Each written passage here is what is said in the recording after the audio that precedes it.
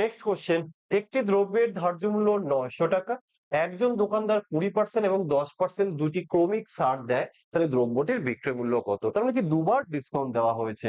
তাহলে দেখো দাম যদি হয় 900 টাকা, প্রথমে 20% ডিসকাউন্ট দিয়েছে, তাহলে কত পার্সেন্ট দাম নিয়েছে? 80% দাম নিয়েছে।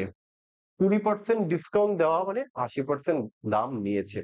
আবার এর উপরে আবার ডিসকাউন্ট দিয়েছে 10%, তাহলে কত পার্সেন্ট দাম নিয়েছে?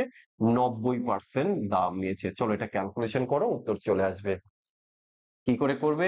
এই দুটো শূন্য কেটে দিলাম, আর এই শূন্য এই দুটো শূন্য কাটলাম, কত হলো? 8 নং 72। কি হলো? শূন্য একটা বেশি কাটলাম কোথায়?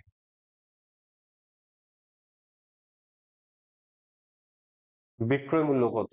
আহ দুটো শূন্য কাটলাম। ও হ্যাঁ, ঠিকই তো আছে। 8 নং 72 ইন্টু 9 আছে। ঘাবড়ে ভয় পেয়ে গেলাম। 9 দুগুনি 18, 8 হাতে 1, 8 7 নং 63 আর 1 এ 64। শেষ উত্তর কোথায় আছে? অপশন নাম্বার এ তে।